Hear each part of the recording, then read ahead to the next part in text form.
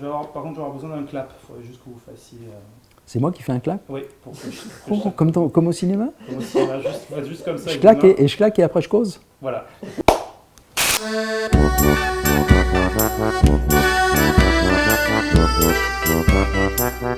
Mon métier, c'était d'être enseignant. Hein. J'ai commencé très tôt. J'étais à l'école normale d'instituteur. J'ai enseigné à la campagne, j'ai enseigné dans les villes, j'ai enseigné au lycée Montaigne, voilà. Et puis j'étais très tôt un militant communiste, dissident, hein, pas stalinien, dissident.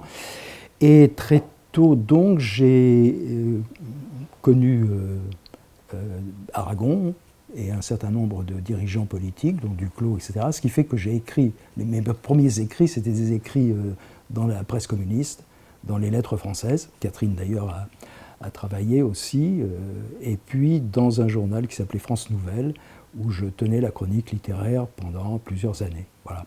Et puis j'ai commencé à écrire des livres. Les premiers livres, mes 3 premiers livres ont été publiés par Solers.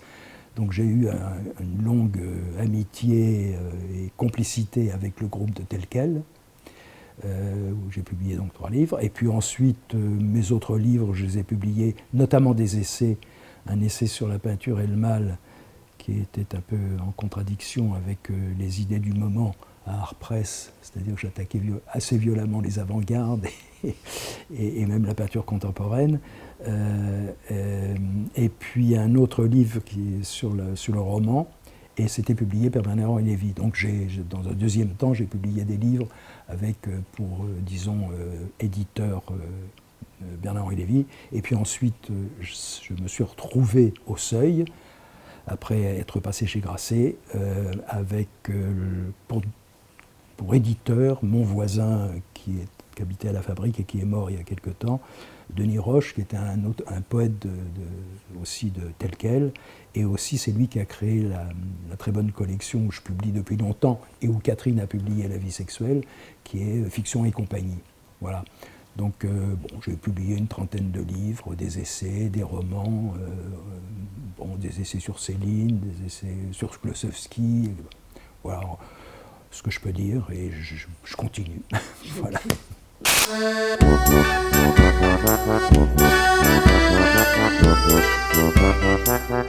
L'idée du départ du livre, c'était l'intérêt que j'avais pour un poète, hélas, à mon avis, encore aujourd'hui méconnu, bien qu'à l'époque, il était très célèbre, parce que tous les grands écrivains, à l'époque, dans les années 20-30, Gide, tous les surréalistes, Paulan, etc., venaient le voir dans cette fameuse chambre. Bon, il faut savoir que Joël Bousquet, en 1918, a été blessé gravement dans une attaque avec les Allemands.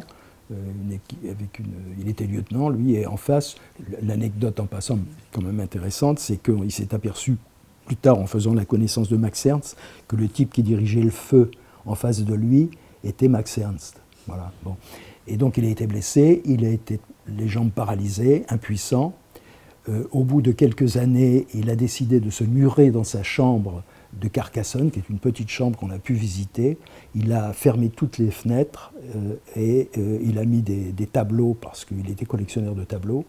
Et il a vécu pendant 20 ans alité, et en produisant une œuvre d'une grande richesse littéraire et d'une quantité absolument inouïe. Et ce qui m'a beaucoup intéressé, c'est le lien que Joël Bousquet a eu avec des très jeunes adolescentes qui,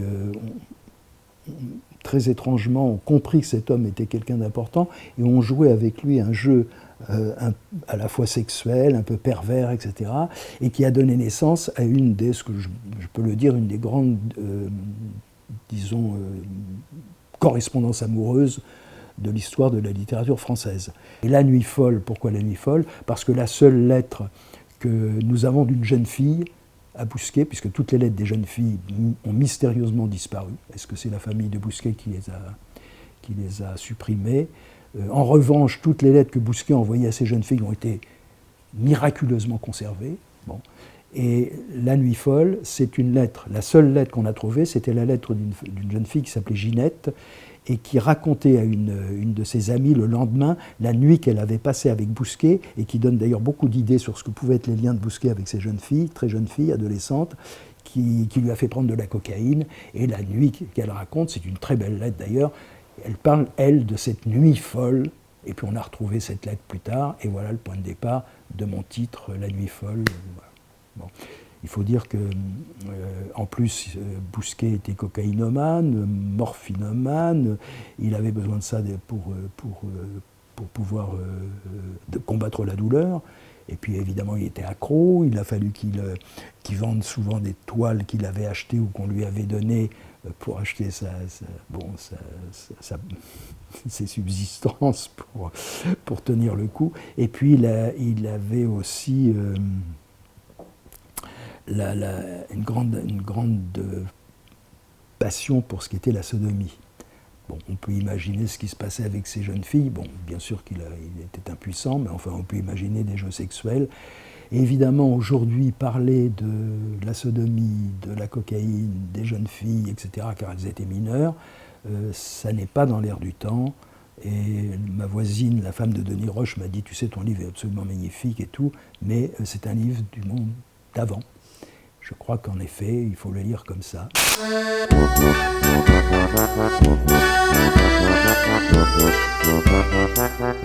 Mais j'ai un point de vue sur les hommes qui n'est pas très gentil. C'est pour ça que je dis je suis un grand féministe, moi. Je peux prouver toutes les grandes figures de mon livre qui sont impeccables, plus encore que les hommes, plus encore que Bousquet, sont des femmes.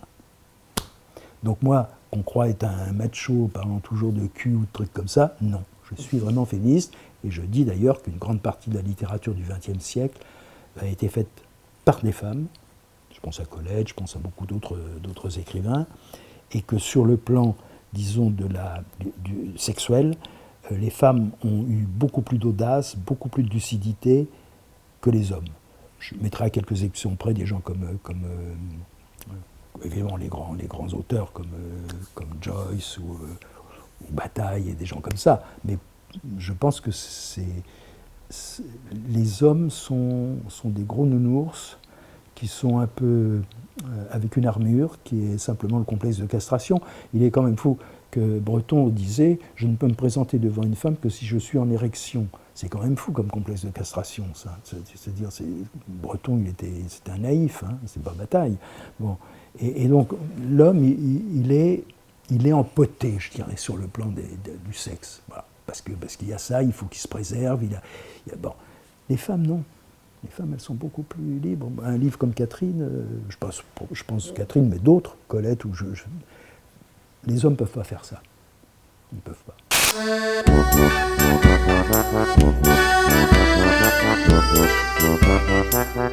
En général, je ne sais pas si on peut garder ça, mais moi, j'essaie de ne pas parler des choses que je ne connais pas. Donc, si je parle de la cocaïne, il fallait que je vois ce que c'est. Bon. Donc, tout ce que je dis dans le livre, on peut prendre au pied de la lettre. Bon. Toutes les choses sur la sodomie, tout le passage qui est sur les longues pages, et encore j'en avais 10 pages sur le truc de la sodomie. Ah non, mais c'était précis, hein, c'était pas une sodomie que je pratiquais moi. Bon. Mais enfin, c'est quand même, tout ce que je décris est vrai. Hein. Ben voilà, il faut faire l'expérience, je l'ai faite, et puis c'est très bien, voilà, normalement ça doit pas se faire, mais bon. Mon Dieu, combien d'artistes et de soit c'est l'alcool, soit c'est la drogue, il faut comprendre aussi pourquoi ces gens. C'est ce que j'essaie de faire comprendre dans mes portraits des gens qui tombent, de mes amis qui tombent. L'idée que des hommes tombent pendant les guerres, c'est quelque chose qui m'a frappé. Je me suis dit, comment les hommes tombent? S'ils prennent une balle dans le front, est-ce qu'ils tombent comme Péguy? Est-ce qu'ils tombent à genoux? Est-ce qu'ils tombent comme ça? Comment est tombé Bousquet? On ne sait pas trop. Il dit qu'il est tombé, mais on ne sait pas trop comment. Et puis il y a tout un passage comme ça sur comment les hommes tombent. Et puis d'un seul coup, ça m'a entraîné, parce que c'est ça un livre, ça m'entraîne à dire, mais moi j'ai vu des hommes tomber, mais ils ne sont pas tombés pendant la guerre et avec des balles, ils sont tombés d'alcoolisme. Et c'est le passage où je raconte mes amis, dont Solers d'ailleurs, comment je les ai vus tomber. Bon, je me suis dit, est-ce que j'ai le droit de dire ça ? Tout le monde me dit, mais tu sais, ce que tu dis, c'est très bien sur ces exercices d'admiration à l'égard de ces gens. Et voilà, j'étais très intéressé par les hommes qui tombent. Je reprends la phrase de Rimbaud qui dit que le combat spirituel est aussi brutal que la bataille d'hommes.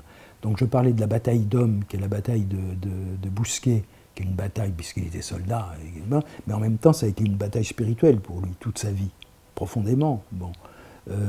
Et chez les gens, mes amis, il n'y a pas de bataille. Ils n'ont pas fait la guerre, je crois pas, il n'y a aucun. Bon, même pas la guerre d'Algérie. Mais ils se battent contre quoi ? Ah ben ça, ils ont besoin le soir, souvent, d'alcool, certains de drogue, parce que c'est un combat et que c'est un combat très dur, souvent, le travail aussi littéraire. Quand il est fait... disons, dans ce que moi j'appelle vraiment la littérature, et notamment ce que j'appelle la grande poésie. Donc voilà, c'est ça la littérature, hein, c'est de pouvoir, comme disait Bataille, on ne communique que par les blessures. Bon, c'est avec les blessures de Bousquet que j'ai communié, avec mes propres blessures peut-être, voilà, je fais communier les autres, et la littérature, ça sert à ça pour moi.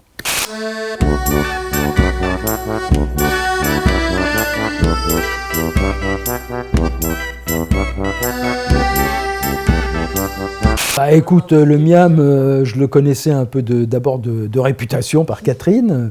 Bon, je l'ai vu, j'ai vu et j'ai cru.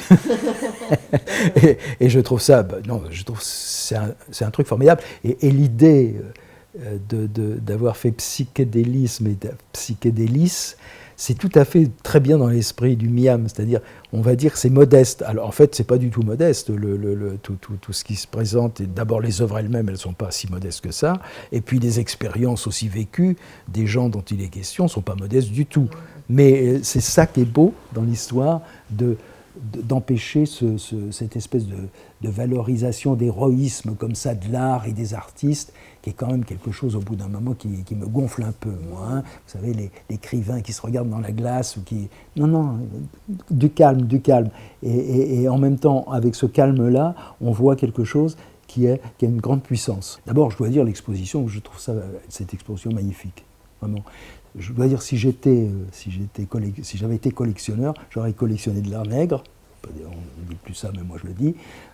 Et puis j'aurais collectionné des choses comme ça. Parce que les tableaux que j'ai vus là, c'est extraordinaire. Bon, moi j'aime vraiment beaucoup ça. Mais mon premier étonnement quand je suis entré dans le musée, c'est de trouver ce tableau de Sima, le tableau de Roger Gilbert Lecomte, dont j'ai un petit tableau là-bas sur mon mur, qui était là. Et je me suis dit, mais oui, mais c'est évident, il a sa place là. Et comme moi, dans mon livre, je parle beaucoup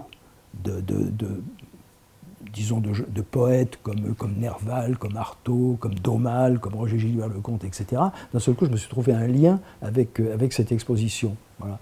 Ça a été un grand plaisir, d'autant que ce tableau de Sima qui ouvre l'exposition, moi je le voyais très souvent au musée de Reims, puisque j'enseignais pas loin de Reims. C'est là où j'ai rencontré Sima, et avec qui je suis resté ami jusqu'à la fin de sa vie, jusqu'à sa mort. Bon. Non, vraiment, j'ai eu un grand moment de surprise et de bonheur en visitant ce musée et en trouvant à nouveau des liens avec Bousquet, en fait. Ouais, c'est ça. Ouais. Ah oui, il y a des liens évidents.